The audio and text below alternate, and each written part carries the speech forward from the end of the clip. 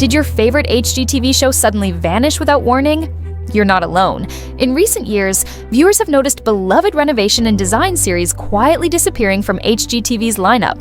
Fans are puzzled, asking why shows seem to end just as they reach peak popularity. This isn't only about one or two programs. The network that built its name on personality-driven home improvement is going through a transformation. Behind the scenes, Warner Bros. Discovery, HGTV's parent company, faces rising costs, changing viewer habits, and the challenge of keeping cable relevant in the age of streaming. Today, we'll explore why these changes are happening, how they affect your favorite stars, and what HGTV's future may look like. Since its launch in 1994, HGTV has been a household name. It popularized shows like House Hunters, Love It or List It, Property Brothers, and Fixer Upper. These programs made design entertaining and turned their hosts into celebrities. But recently, the lineup has shifted. Fixer Upper, Welcome Home, launched in 2021, but instead of returning as a core HGTV series, it premiered on Magnolia Network, now folded into Warner Bros. Discovery's streaming service. Home Town Takeover, featuring Ben and Aaron Napier, began with excitement but has had limited follow-up seasons and less visibility. Fans have expressed frustration online, saying shows vanish or move platforms with little explanation. While TV, networks rotate programs all the time. The timing of multiple changes has left viewers wondering if HGTV is moving away from the shows that built its reputation. The bigger story lies in corporate strategy. In 2022, Warner Media and Discovery merged, forming Warner Bros. Discovery. This merger created a huge portfolio of networks and streaming services, but also left the company with heavy debt. A quick pause. If you want to stay updated on all things HGTV, make sure to hit that subscribe button, like the video if you're enjoying it so far, and drop a comment to share your thoughts. Alright, let's jump back in. Industry. Outlets like Variety and The Hollywood Reporter note that executives have been under pressure to cut costs and focus on content with stronger returns. For HGTV, this means questioning whether expensive renovation shows justify their budgets. Construction, filming, and talent contracts quickly add up, and networks must ensure these investments deliver enough audience and ad revenue. As a result, analysts believe HGTV is leaning toward cheaper formats. Docuseries, competitions, and lifestyle specials can be filmed faster and at lower cost, while still keeping viewers entertained. HGTV has not announced a sweeping cancellation policy, but the pattern of shorter seasons and quieter exits aligns with the cost-cutting seen across Warner Bros. Discovery. With some long-running shows fading, newer formats are gaining ground. Programs like Battle on the Beach showcase teams competing in renovation challenges. Other specials spotlight quick turnaround projects or seasonal decorating themes. These shows are designed to be fast-paced and budget-friendly. Unlike personality-driven series that follow designers across years, competition shows deliver entertainment in compact episodes. They're easier to rerun, repackage, and adapt for multiple platforms. This strategy reflects broader audience habits. Younger viewers are spending more time on YouTube, TikTok, and Instagram, where short, engaging clips dominate.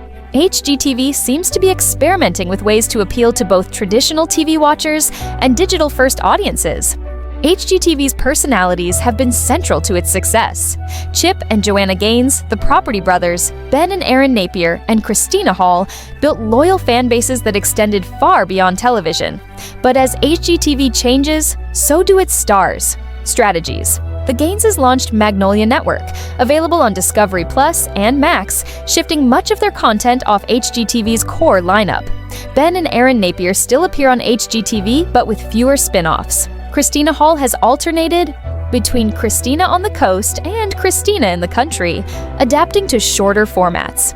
For fans, this can feel disorienting. Shows once easy to find on HGTV may now appear only on streaming platforms, in shorter runs, or not at all. For the stars, however, these changes create opportunities for more control, whether through streaming, independent projects, or online ventures. Reactions from viewers are divided. Many miss the deeper storytelling of long-running series, where families and designers shared personal journeys. They value the sense of connection that competition shows often lacks. Others appreciate the fresh pace of newer formats.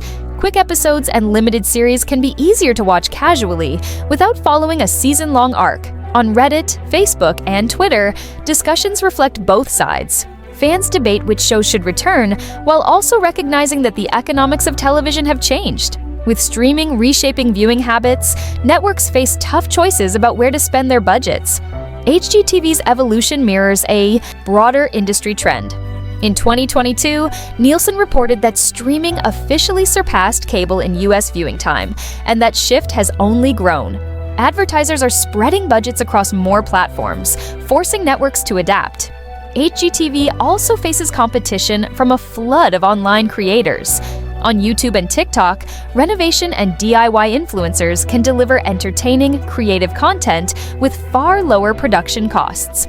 These creators reach millions, often with the authenticity that fans once sought from cable TV.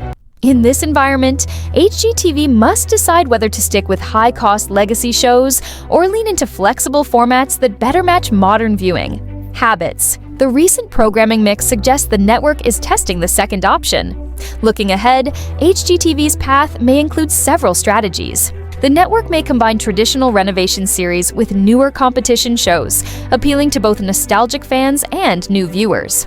As Warner Bros. Discovery prioritizes Max, more HGTV content may premiere on streaming first, with cable acting as a secondary channel. Limited runs, holiday specials, and crossover episodes may replace long multi-season arcs, providing buzz without high costs. Popular hosts could also increasingly build their own platforms, moving beyond HGTV to streaming, apps, books, and online channels.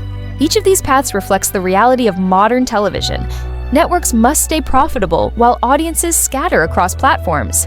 HGTV earned its place in American culture with intimate, personality-driven renovation shows. But rising costs, corporate restructuring, and changing viewing habits are reshaping the network. We've seen beloved programs fade, competition shows rise, and stars branch into new platforms. HGTV has not confirmed a mass cancellation strategy, but the patterns reflect industry-wide pressures, cutting expenses, maximizing revenue, and adapting to streaming-first audiences.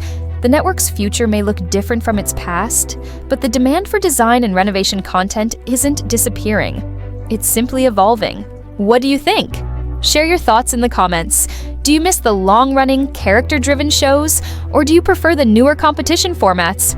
If you enjoyed this video, give it a like, subscribe to the channel, and turn on notifications so you don't miss future uploads.